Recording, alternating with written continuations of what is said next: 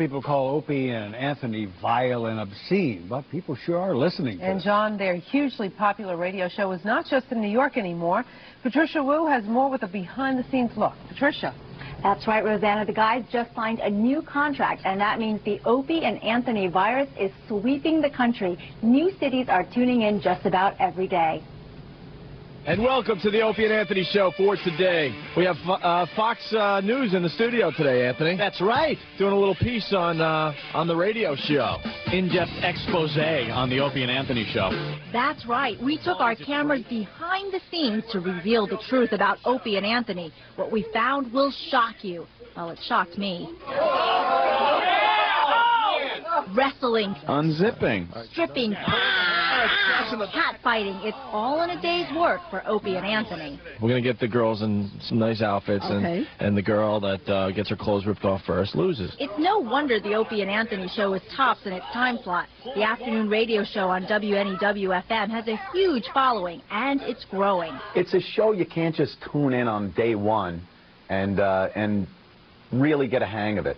It's like a soap opera. You know, after a week, you're like, all right, I know what's going on now. I kind of got a gist of it. And it kind of sucks you in. The man behind the scenes, head producer Rick Delgado, says this show is as funny as it gets. When you say Opie and Anthony show, everybody thinks sex, sex, sex. No.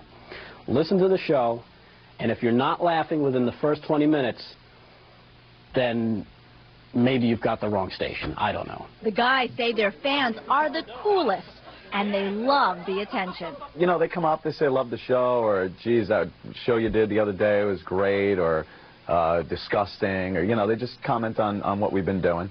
Yeah, we get recognized every day. It's really cool, I gotta admit.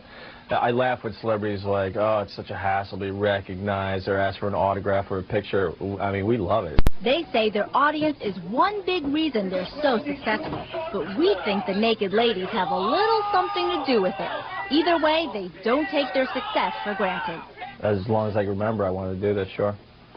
I used to sit in my room with a little radio, listen to Casey Kasem and people like that, and go, someday I'd like to have my own radio show. Those dreams paid off, but before they made it, Anthony was in construction, and Opie worked at a Long Island radio station. Then the two met and hit it off in 1994.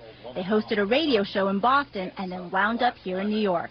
If you didn't do this, what would you be doing? I don't know. I was good at caddying. I've never had a real job. Getting up early, doing a job that you really don't enjoy. It's obvious they like this job. Wow, look at oh yeah, okay. Firm. They sit up nice. Nice. Right, Norton? Nice. Both grew up on Long Island and say they've pretty much been doing the show their whole lives, only now they get paid. We decided we were going to come in here, do our show the way we've always done it, and make some noise for ourselves, and it attracts attention. And once you get people listening, then they realize you're giving them some entertainment, some fun on the drive home, and they stick with you. Opie spilled his guts in an interview today. What did I do? Well, you had to bring up back in school. I don't even know how this came up. You heard it here first. Back in school, Opie would pull some pretty disgusting stunts. Always looking for the cheap laugh. I used to eat like gum from underneath the desk for money and stuff. So how do their families react to their raunchy, sometimes vulgar show? Oh, God! Oh, man!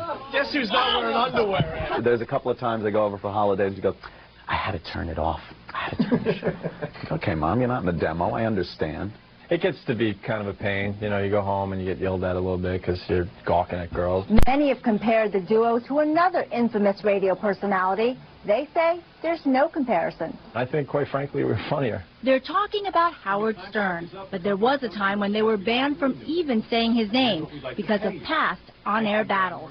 Aunt and I are vicious when it comes to, competing in this business, and we're really good at fighting back. And when they took that away from us, we felt like, cats being thrown outside without their claws. You're not going to be fighting back too well, are you? Howard, Opie, and Anthony all work for the same parent company.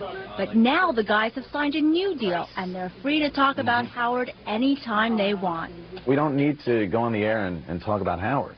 But if he's hinting to, what he's been saying for years, if somebody gets on the radio and becomes popular, that they're, ripping him off, we want to be able to respond to that, and that's all. Some critics say the hit show is sexist and racist. The guys call it an antidote to political correctness. In the proper context of comedy, anything goes. Right.